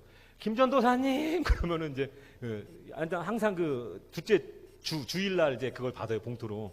그러면은 이제 막 일하는 막 신용하다가도 뭐 외부로 뻔히 알면서도 외부로 쓰지 하면서 예 저 부르셨습니까?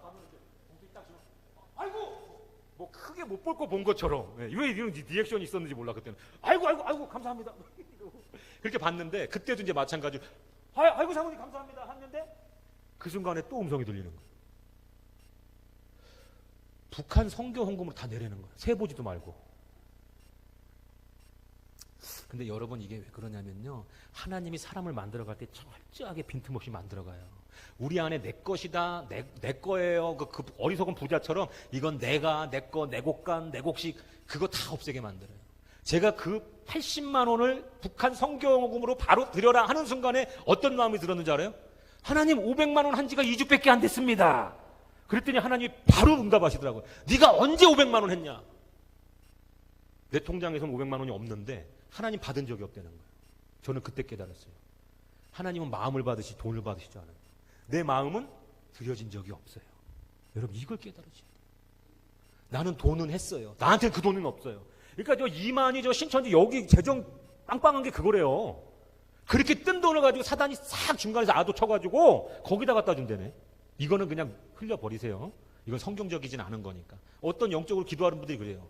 그러니까 그 뜬 재물들이 있대요. 하나님 중심 들이지 않고 그냥 헌금으로만 이게 받쳐져가지고 하나님 받으시지도 않은 저는 돈 그거 그냥 중간에서 공중에 싹 닦아채요. 근데 하나님이 저한테 그러는 거예요. 500만 원 너 언제 했니? 2주 전에 했잖아요. 난 받은 적이 없다. 그게 무슨 말씀이세요?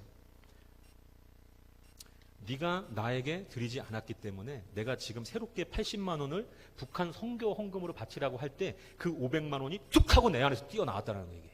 왜? 네 마음에 있으니까. 이게 이해가 가세요, 여러분? 하나님은 굉장히 세밀하신 분이에요. 그래서 제가 그거 갖고 금식할 일 아닌데 하나님 앞에 울면서 3일을 금식했어요. 왜? 하나님 마음을 알겠더라고. 500만 원 하면 너 그만큼의 축복 받을 줄 알았지. 지금까지 내가 그렇게 너한테 어린아이라듯이 했으니까 한 입만 줘서 한 입 주면 다른 과자 또 사주고 그것도 한 입만 줘서 줬을 때 아이고 착해라고 다른 과자 또 사줬지. 지금은 이제 아니야. 500만 원 했어? 그래도 이거 하라니까 그 500만 원 때문에 이걸 못하네? 너 이런 존재야. 뜨끔했어요. 나 이런 존재구나.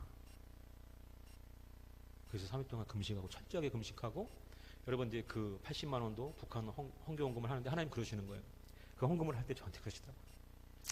너도 이제 자식 생기고 하니까 너도 이제 가장으로서 혼자일 때 교회 쪽방에서 지낼 땐 모르겠지만 전기세, 가스세 걱정하는 거 알아.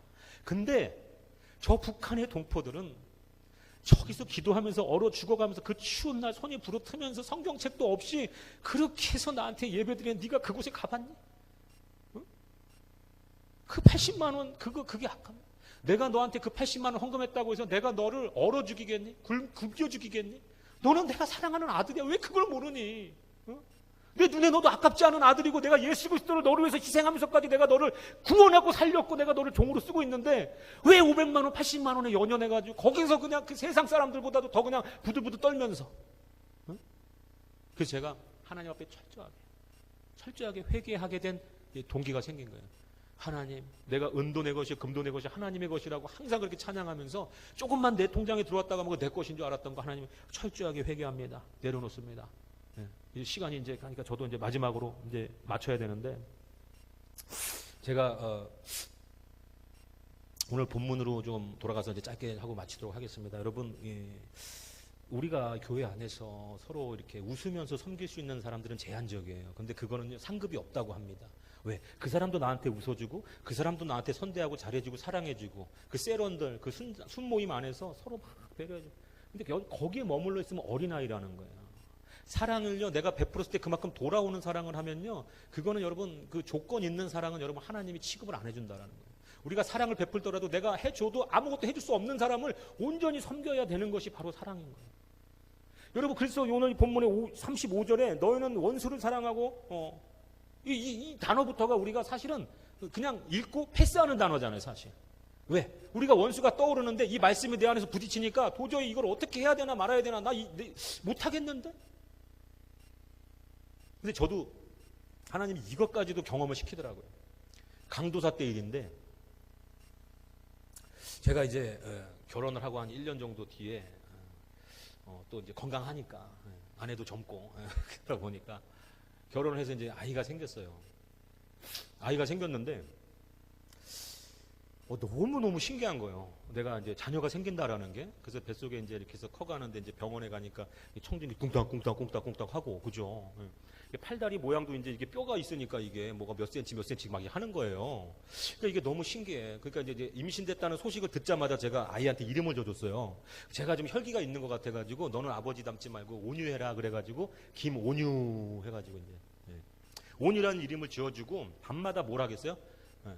집사람 배에다 대고 기도해줘. 축복 기도해줘. 하나님 이 온유한 성품으로 태어나서 정말 이 대를 이어서 하나님 목회자 가정에 태어나서 지금은 물론 이 개척교회 어렵고 힘들고 전도사 강도사 뭐 월급만 뭐 나오면 뭐 기족이나 제대로 찰지 모르겠지만 그래도 하나님 축복하여 주시옵시고 하면서 뭐 찬양해주고 거기다 대고 그것도 뭐 이게 있대요. 대화하는 뭐가 있대요. 그 유아용품 중에. 근데 이제 그런 거 살 수 없으니까 다이소 가가지고 깔때기 사고 호수 사가지고 깔때기에다가 이거 애들하고 뭐 대화를 해야 된다는 거야. 뱃속에 있는 애기한테. 그래갖고 그거는 또 들었으니까 그 깔때기 팔아요. 그거 1,000원짜리 하고 호수 그것도 이제 거기 이제 수족관 거기 코너 가면 호수 있거든요. 그 호수 2개 이제 사가지고 1m짜리 샀는데 잘라갖고 50cm 만들어가지고 깔때기 껴가지고선 배에다 대고 나팔 불듯이 사랑하는 온유야 아빠다 내가 너를 사랑한다.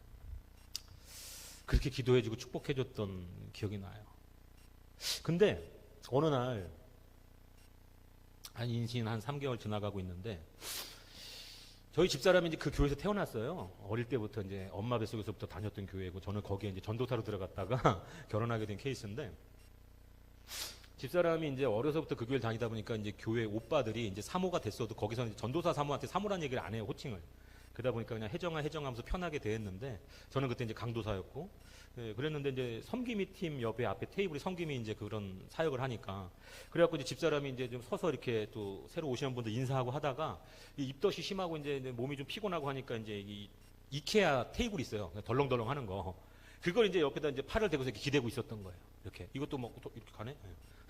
이게 이렇게 해서 기대고서는 이제 쉬고 있는데 그 어떤 청년 하나가 이제 그것도 이제 청년부 회장 셀리더였어요. 청년부 그러니까 나이도 그렇게 어린 청년도 아니고 그 청년이 이제 저희 집사람 쉬고 있는데 뒤에서 몰래 오는 거예요. 살금살금.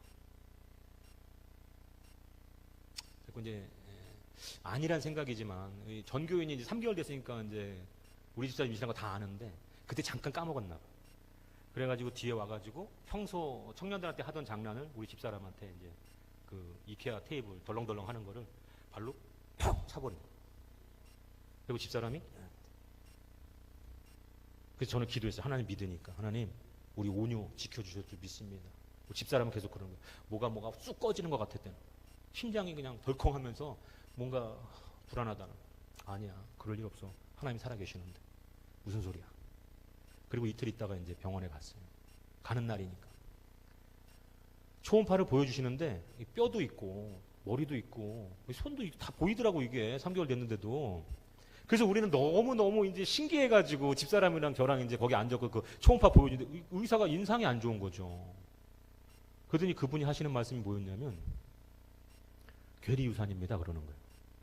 그때만 해도 이게 유산이라고 해도 우리가 못 알아듣는 거예요. 왜냐면 애기 지금 그게 초음파로 보니까 지금 머리도 있고 이런데, 또 산부인과 이제 병원 우리가 무서워하는 게 이거야. 우리 돈이 없는데 맨날 이렇게 병원 오면 뭔가 검사를 자꾸 요구해. 참 이거 어떡하지? 이거 검사해야 되나? 이러고 있었던 거야. 유산 됐다고 했는데도. 그래서 의사가 조금 다시 한번 경직돼가지고 아이가 사망했습니다. 그래요. 그때 딱 사망 소리가 들으니까 이제서야 이제 체감이 되는 거예요. 어이구. 근데 의사가요, 이게 예수님 믿는 사람들이다 보니까 태어난 거야. 우리 집사람도 태어나고 저도 태어나니까 유산된 거 알고 오신 거죠? 그러더라고. 아니요. 그랬더니 제가 다 무섭네요. 왜 그러세요? 막 그러는 거야. 차라리 울던지 속상해 하던지. 근데 그냥 집사람하고 저하고 그냥 모니터만 보면서 몰랐는데요.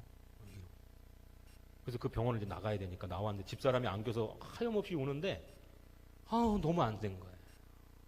그러니까 제가 이제 그거를 집사람 앞에서 울면 집사람 더 힘들까봐 교회 기도글로 이제 오토바이 타고 집사람 집에다 데려다 주고 기도글 가갖고 한 2시간 펑펑 울면서 기도했어요. 살려달라고. 죽었는데 살려달라고. 근데 내일 가면 또 그거를 이제 기계로 다 이렇게 해서 낙태 수술 하듯이 다 후비기로 빨아갖고 해야 되는. 근데 그 밤이 저는 제일 힘들었어요. 항상 하던 거가 있잖아요. 여보, 온유야 사랑해, 온유 엄마 사랑해, 사랑하는 온유야 기도해주고 해야 되는데, 말씀 읽어주고 해야 되는데, 죽었다고 하는 아이한테 이게 하는 게 아닌 것 같아. 그러니까 밤에 이제 자야 되니까 누워는 있고 내일 그거를 긁어내기 위해서 가야 되는데, 하루 종일 집사람한테 눈물을 보이지 않고 참았는데 그냥 잘 수가 없는 거예요. 근데 죽은 아이한테 손을 얹을 수가 없는 거예요. 살려주세요. 이것도 못하겠고 더 집사람도 힘들어하고 아플까봐 이거를 어떻게 하다가 그냥 제가 참았던 하루 종일 참았던 눈물이 팍 터진 거예요. 오히려 집사람이 저를 위로하고 괜찮아 하면서 서로 끄안고 울었던 그 기억이 나요. 그러고 나서 그때가 이제 금요일인가 그랬으니까 이제 토요일 날 섬김이 반 있고 뭐하고 이제 주일 날 가가지고 저는 이제 강도사니까 여지없이 교회 정문에 서가지고 이제 오시는 성도님들한테 잘 되고 있습니다 할렐루야 하면서 이제 문 열어주고 막 하고 있는데, 근데도 제가 이제 껍데기만 하고 있는 거죠. 제 마음속에는 미움과 증오와 그 원수 같다라는 마음이 막 드는 거예요. 그 아이가 발차기만 안 했어. 그 장난만 안 했어도 나는 계속 행복하고 내 뱃속의 아이는 계속 엄마 뱃속에서 잘 자라고 있을 텐데. 근데 그런 생각 가운데 막 아기 받치고 참 이거 내가 어떻게 해야 되나 막 이러고 있는데 그 아이가 핸드폰 하면서 웃으면서 이렇게 지나가는 거예요. 제가 여기 교회 정문에 있는데 저한테 인사도 안 하고 그냥 이렇게 앞에 그래도 이러면서 지나가는데 제가 그때 이성이 읽혔더라고요. 아무리 주님께 생명 바치고 이 길 가겠다고 서원하고 이렇게 가고 있어도 이제 목사 될 날 얼마 안 남고 강도사인데 이러고 있는데, 그걸 보는 순간에 제가 막 이 안에서부터 막 용수숨 치는 그런 막 사람이 가지고 있는 그런 다 그냥 부숴버리고 싶은 그런 마음들 있잖아요. 분노. 막 이런 게 막 솟구쳐 오르는 거예요. 그래서 제가 어떡하지? 참아야 되는데 어떡하지? 막 이러고 있는데 예수님의 음성이 들려요. 기도할 때도 이렇게 막 자주 들리진 않는데 그 아이가 지나가는데 하나님의 음성이 뭐라고 들리는 줄 아세요? 제가 그 음성을 듣고 하나님이 너무 싫더라고요. 그때 당시에. 너 저 아이를 사랑할 수 있겠니? 그때 속으로 제가 어떤 생각을 했냐면 하나님 주책입니다. 뱃속의 아이가 엊그제 죽었어요. 태어나지 않은 아이는 아이 아닙니까? 3개월 동안 그 이름을 부르면서 축복해줬던 저 부모의 마음을 어떻게 하나님이 그렇게 무참하게, 어느 정도 시간이 지나가고 어느 정도 기간이 내 마음이 좀 안정이 되고 주일날 한 번도 그 엄마 뱃속에서부터 주일을 범해본 적이 없는 집사람이 지금 그 피를 많이 흘려가지고 지금 교회 못 나오고 집에 누워있는데 그 원인 제공자를 하나님 저한테 사랑할 수 있냐고 물어보는 하나님이 어떻게 사랑의 하나님일 수 있습니까? 막 그런 분노가 막 올라오는 거예요. 하나님을 향해서도 원망이 올라오더라고요. 그래서 제가 너무 힘든 거예요. 왜냐하면 생명 걸고 주의 길을 가겠다고 했는데 하나님의 질문을 피할 수가 없는 거예요. 평신도면 피할 수 있겠지. 그냥 나는 몰라요. 나는 못하겠어. 이러면 되는데 저는 결단을 해야 되는 거예요. 무슨 결단? 사랑하든지, 사랑하고 주의 길을 계속 가든지, 아니면 못하겠습니다 하고 벗든지. 둘 중에 하나밖에 없더라고요. 저는 사랑하라고 했는데 사랑하지 못하면서 이 교회에서 사역자로서 있을 수가 없는 거예요. 그 기로에 서 있는 제가 너무너무 하나님 원망스럽고 있는데, 근데 제가 좀 똑똑했는지 하나님께 역으로 질문을 했어요. 역으로. 왜냐하면 저는 대답을 도저히 못 하겠는 거예요. 왜냐하면 내가 진짜 이제 목회 안 하겠다, 나 이제 주회종 안 하겠다 하면은 사랑 못 합니다 하고 나가면 되는데, 그것도 나는 목숨 걸었는데 안 되겠고, 사랑하지 못하고 있는데 그냥 거짓으로 하나님이 사랑할 수 있겠냐 하니까 사랑하겠습니다. 이것도 안 되겠고, 제 성격상. 그래서 제가 하나님께 다시 질문을 했어요. 하나님, 어떻게 하면 도대체 저렇게 나에게 원수 같은 사람을 내가 사랑할 수 있습니까? 그 질문을 했어요. 그랬더니 하나님께서 바로 응답하시더라고요. 근데 신기한 거는 그 응답을 듣자마자 제가 더 짜증이 났어요. 그 응답이 너무 답정너였던 거예요. 여러분들도 똑같은 마음이 드실 거예요. 하나님께서 저한테 뭐라고 말씀했냐면, 어떻게 그런 아이를 제가 이 순간 그런 아이를 어떻게 제가 사랑할 수 있습니까? 하고 하나님께 역으로 질문했을 때 하나님이 십자가를 바라봐라. 그래서 제가요, 더 하나님께 분노했어요. 하나님, 제가 생명을 걸었어요. 하나님, 제가 십자가의 은혜를 모르면 제가 지금 이 길을 가겠습니까? 사람들 눈치 보면서 교회 쪽방에서 자면서 제가 그 사람들한테 자존심 굽혀가면서 이렇게 하면서 문 열어도 고맙다고 말하지도 않는 그 성도들 앞에 항상 웃으면서 잘 되고 있습니다. 내가 이렇게 나를 죽여가면서 내가 십자가의 은혜를 모르면 내가 그렇게 살겠습니까? 하나님, 근데 지금은 상황은 좀 다르잖아요. 지금 엊그제 우리 애가 뱃속에서 죽었잖아요. 근데 그렇게 원인을 제공한 애가 웃으면서 미안하단 말 없이 지나가잖아요. 근데 어떻게 지금 이 순간에 십자가를 바라보고 하십니까, 주님? 왜 지금 이 시간에 그 십자가를 바라보고 하십니까, 주님? 지금까지 제가 십자가를 바라보지 않았습니까? 교회만 들어가도 걸려있는 게 십자가인데, 주님, 왜 지금 저한테 이렇게 고통스러운 말만 자꾸 하십니까? 막 이런 마음이 진짜 서가지고, 진짜 시체처럼 서가지고, 제가 막 그렇게, 제가 지금 이러고 있는 거예요. 안에서 막, 주님 막 하면서 막 이러고 있는데. 근데 이게 신기한 게, 하나님이 역사를 하려고 단단히 마음을 먹었는지, 십자가를 바라보라는 그 순간 제가 투덜거리고 있는 저한테 정확하게 이 가운데 허공에 십자가가 새겨지는 거예요, 이렇게. 눈을 떠도 보이고 감아도 보이는 이 십자가를 보는데요, 여러분. 이게 그동안 제가 그때까지만 해도 한 32년 그 평생을 살면서 모태신앙으로 태어나서 집안에 목사님도 계신데 그 십자가에 대해서 은혜를 모르겠냐고요. 근데 그 십자가가 정면으로 탁 그 십자가가 누워지고 예수님이 그 위에 누우시더라고요. 그래서 로마 병정들이 나와가지고요, 예수님 이 손에다가 정을 대고서는 못을 박는 거예요. 그래도 끔찍 안 했어요. 못을 받고 막 그 자녀 타기도 그냥 끔찍 안 하고, 그게 뭐요? 그게 뭐요? 그거 내가 옛날에 봤잖아요. 영화로도 보고 내가 그것 때문에 많이 울고 기도했잖아요.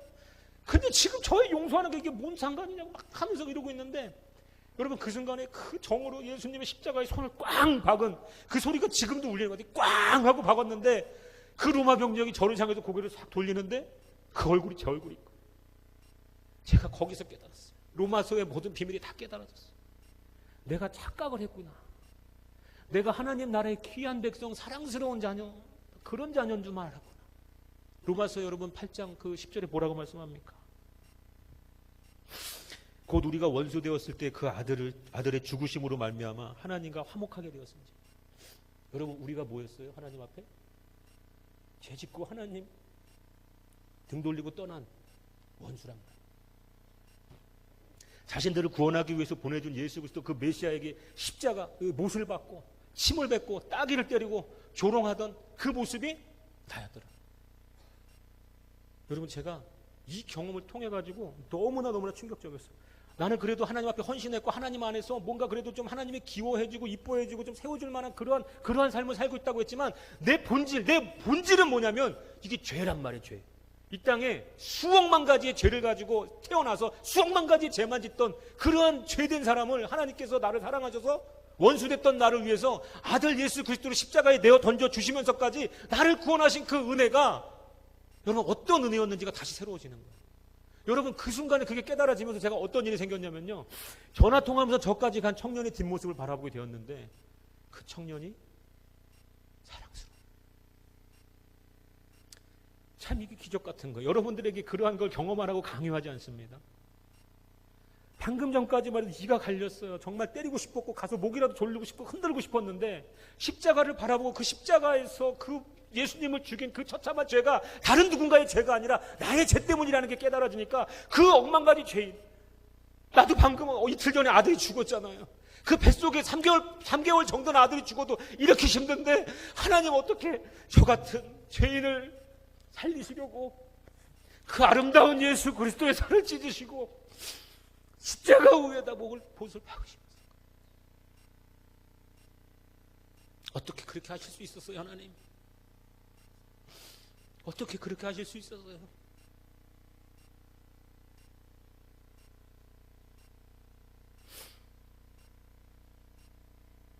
너무 감격적이었어요. 그 예수 그리스도 우리를 위해서 십자가에서 죽어주신 예수 그리스도의 은혜는 알았는데요, 아버지가 되고 뱃속에 아이가 잠깐 있다가 하늘나라 먼저 갔지만 그 아버지가 되니까 그 하나님의 마음을 알게 되더라고요. 우리 같은 죄인을 살리기 위해서 아들을 이 땅에 보내실 때 그 하나님의 마음이 어땠을까? 그 마음이 그날 저에게 조금이나마 부어지는 순간이었던 거예요. 그래서 하나님이 그때 그 아들을, 제가 그 형제를 바라보는데 내가 너뿐만이 아니라 저 아들을 사랑하여 내 아들을 십자가에 못 박았느니라 하는데 그 말이 들려지자마자 내가 사랑하는 하나님, 내가 사랑하는 예수님, 그 예수의 죽음이 나뿐만이 아니라 저 아들을 위함이라면 내가 어떻게 뱃속에 있는 아들이 천국 간 그 사건을 통해서 저 아들을 저주할 수 있겠는가? 우리 하나님이, 그토록 내가 사랑하는 하나님이 그 아들 예수를 저 형제를 위해서 십자가에 내어주었다면 내가 어떻게 저 아들을 미워할 수 있겠는가? 그 마음이 여기서 그냥 지속까지니까 당장 하려고 뛰어가서 안아주고 싶더라고요. 그리고 고백하고 싶더라고요. 사랑한다. 내가 예수 이름으로 널 사랑한다. 그 순간적으로 그 마음이 들었어요. 정말로. 저는 이게 기적이라고 생각하는 거예요. 하나님이 우리에게 베푸는 기적은요, 아파트 당첨되는 기적, 땅값 오르는 기적이 아니라 우리가 원수도 사랑할 수 있는 그 사랑 안에 우리를 초대하시고 예수 그리스도 십자가로 말미암아서 우리를 하나님의 자녀 삼아준 것이, 그것이 가장 큰 기적이라는 거예요, 여러분. 그래서 여러분, 제가 그 사건 이후로 정말로 하나님이 저를 얼마나 사랑하시는지요, 어떤 일이 생겼는지 아세요? 그 청년이요, 제가 담당하고 있는 학생부의 교사로 강제로 이제 교회 행정부에서 강제로, 이 사건을 알던 모르던 그냥 이 형제가 겉돈다, 정강강도사야 네가 좀 잘 품어라, 이게 말이 돼요? 하나님이 이렇게 역사하더라고요. 그래서 보조교사로 네가 좀 세워가지고, 제가 그때 학생부 담당할 때 학생들이 한 70명 80명 있고 이제 교사들이 한 13명 5명 있었는데 그 중에 이제 보조교사로 이제 교회에서 강제적으로, 그러니까는 평일에도 이틀씩 만나야 돼요, 교사들. 주일에 한 번만 보면 안 돼요. 그러니까는 그 옆에 이 청년은 자기가 발차기에서 어떤 일이 생겼고 그냥 유산된 줄만 아는 거예요. 그냥 자기 발차기 미안하고 뭐 이런 것도 없어 그냥. 근데 옆에서 같이 그 학생부를 위해서 기도하는 기도회에 모여가지고 제 손을 붙잡고 같이 통성으로 기도해야 하는 자리에 항상 있는 그런 아이가 1년 동안 하나님이 계속 제 마음을 점검하는 거예요. 그 사랑 영원한 사랑 맞니? 네 인간적인 감정의 사랑 아니지? 너 정말로 지금도 이 아이를 사랑하지? 1년 내내 항상 그 사건은 제 머릿속에 있지만 그 사건을 바라보고 이 아이를 바라보고 또 미움이 생길 것 같으면 또 십자가를 바라보고 그 십자가에서 그 로마 병정 예수님께 그 십자가에 못 박았던 그게 나였다라는 것을 다시 깨닫고 그걸 1년 동안 반복시키더라고요. 그러면서 제 마음 안에 결과적으로 자유함이 생겼어요. 그렇다고 저는 완전한 사람은 아니죠. 당연하죠. 그 뒤로도 저를 또 이렇게 힘들게 하는 사람들은 계속 있죠. 그러나 그때마다 저는 우리가 예수 그리스도께서 우리에게 말씀으로 원수를 사랑하라고 하신 말씀은 억지스러운 말씀이 아니다라는 걸 여러분과 함께 나누고 싶었던 거예요. 절대로 억지스러운 게 아니다. 안 되는 걸 강요하는 게 아니다. 어마어마하게 큰 희생을 강요하는 게 아니다. 왜냐하면 그 사랑은 우리가 낼 수 없는 사랑이기 때문에 하나님 아버지께서 예수 그리스도를 통하여 우리에게 베풀어 준 사랑이고, 그 사랑 안에 우리가 들어갔을 때 우리 안에 그 사랑, 우리의 사랑은 별 볼 일 없어요. 잠깐 좋다가도 싫어지는 게 우리의 사랑인 거예요. 그러니까 그걸 가지고 교회 안에서 하려고 하면 안 돼요. 더 나은 사랑, 변함없는 사랑, 다음없는 사랑, 하나님의 사랑으로 충만하기를 날마다 힘쓰고 기도해야 돼요. 왜냐하면 오늘 나랑 이렇게 쿵짝쿵짝 잘 맞았던 그 사람이 내일은 또 나에게 다른 아픔을 줄 수가 있다는 걸 우리는 항상 생각해야 돼요. 그래서 그것까지 초월할 수 있는 하나님, 예수 그리스도를 통해서 이루신 그 사랑 안에 우리가 들어가고자 노력해야 되는 줄 믿으시길 바랍니다. 오늘 그러한 사랑 안에 여러분들 같이 들어갔으면 좋겠어요. 그래서 여러분들이 정말로 그 사랑 안에서 지금 혹시라도 이 부족한 종이 전한 메시지를 통해서 혹시나 내 마음 가운데 뭔가 누군가를 생각했을 때 그 사람에 대한 마음이, 감정이 좋지 않아. 그러면 여러분 그 감정대로 그거 씨름하지 말고 우리가 온전히 십자가로 나아가고 그 십자가의 감격 안에서 하나님이 우리를 십자가를 통해서 얼마만큼 자기의 자식을 내어준 그 큰 사랑이 얼마나 위대하고 대단한 사랑인지를 하나님께 깨닫게 해달라고 기도해야 될 줄 믿습니다. 그 사랑이 부어지고 깨달아지면요, 여러분 우리는 두려울 게 없어요. 두려울 게 없어요. 여러분 오늘 그러한 밤 되기를 바랍니다. 오늘 설교가 좀 길어져서 죄송하고요. 오늘 그렇게 다짐하면서 우리가 기도하며 나아갈 때 오늘 준비한 찬양 같이 좀 하나님 앞에 마음을 먼저 드리면서